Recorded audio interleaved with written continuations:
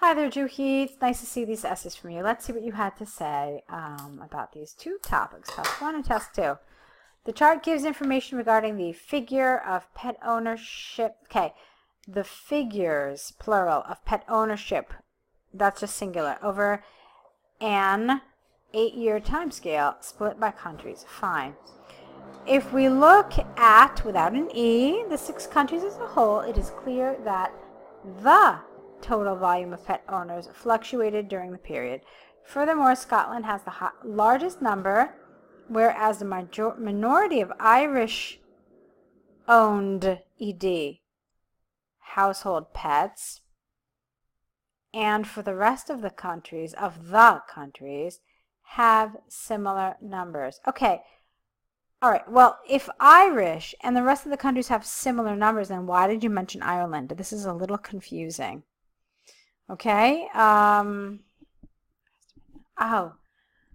okay, I think what you're trying to say here is that Scotland has the largest number, whereas the least number was owned by Irish people, whereas the rest of the countries had similar numbers. I think this is what you're trying to say here, okay?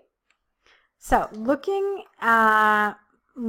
into more details, or looking at more details, the total, not volume, but the total number of owners was just below 800,000 in 1990, and then it increased gradually to 900,000 in 1992, before dropping to around 820. There is the peak of its number at over 900. I wouldn't even have said this. I would have just said it gradually increased gradually to its peak of 900,000. Da da da. Okay, and then you didn't even have to say this sentence. Okay, followed by a marked decline to 780 in 1995. This is the lowest level in the data shown. In the latter period, which is the latter period? You probably mean after 1995, I think. So in the period that followed, or in the following period, you could have said, it fluctuated between 800 and 900,000. So you spent a lot of time talking about the total pet numbers, which is not necessarily a bad thing, but make sure that you spent enough time detailing the individual countries, because there is some interesting information to be found there as well. So let's see how you dealt with that. Scotland domesticated the highest number. Okay, careful. Scotland did not domesticate the highest number of pets. That's not what the table is showing you. It's just saying how there could have been plenty of domesticated animals. However, this is talking clearly about pet ownership, so don't confuse those two terms, okay? So Scotland owned the highest number of pets, while Ireland showed the smallest, I don't know what you mean here in the date, the smallest over the period. Similar numbers can be seen in the rest of the 4 countries, Wales, Canada, America, and England. It is noticeable that America had a great fluctuation in numbers. Okay, so as far as I'm concerned, Yuki, there was really not enough detail here. Spent quite a lot of time discussing the total number of pets over these throughout these countries, but I really wanted some more detail here. I mean, there are some ups, there are some downs, there are some stable numbers, but you didn't really go into a lot of detail. So that's what's missing for me. The grammar was mostly okay. There were some problems with your vocabulary, with the lexical resources you used, as you used some wrong terms or had some wrong spellings and things like that. So let's move on to your task 2. Marketing campaigns marketing campaigns aren't a pivotal role, but they have a pivotal role. So marketing campaigns have a pivotal role and a powerful method in various fields, especially at the time of an increasingly globalized world. However, the issue is not entirely straightforward, and arguments can be made against the idea.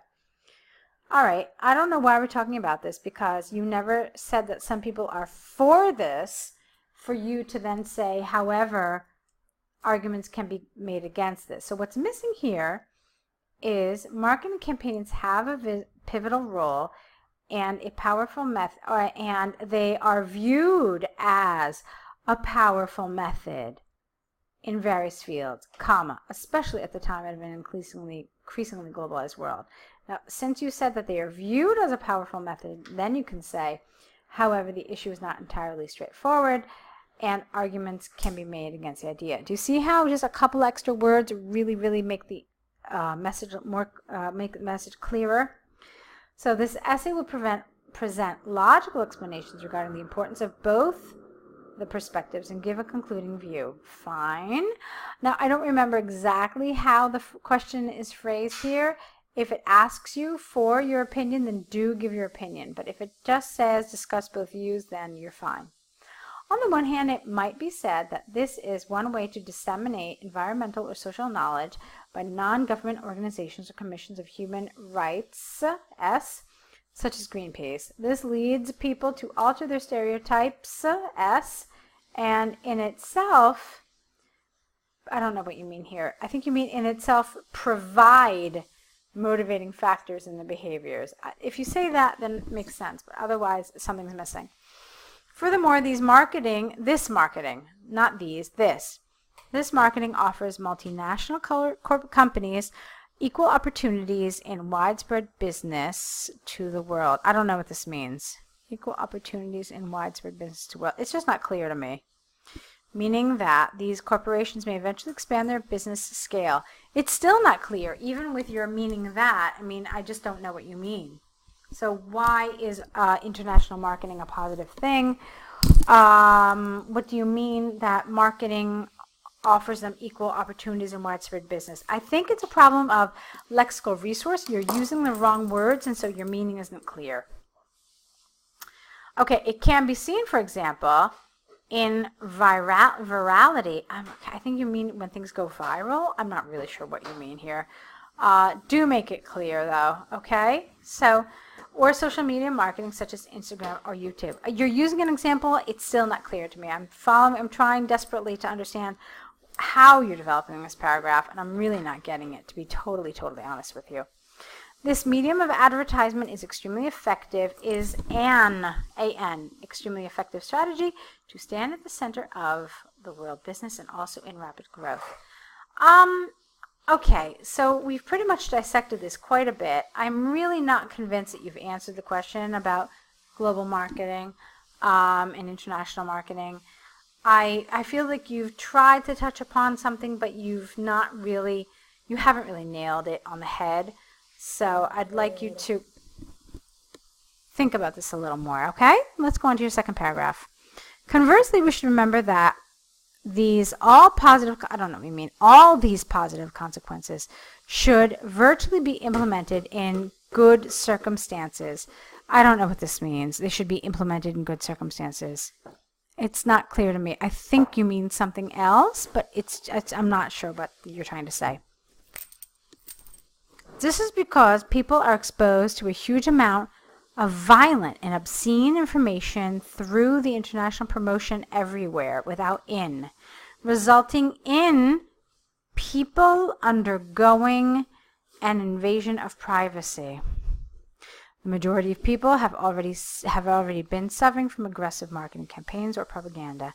For instance, some corrupted politicians with an S or terrorists such as IS make bad use of marketing. It is fact that fake news is a serious problem these days throughout the world. All right, so basically, Juhi, I don't really feel that each of these two body paragraphs has a central idea. What you really have to do is focus on the question that has been asked and then just kind of take it as like a nucleus and just build on that nucleus, but keeping that as your center, and that's your focus. So I don't feel like you've really done that. I keep looking to follow your train of thought and to follow you where you're going, and I haven't been able to do that in either paragraph.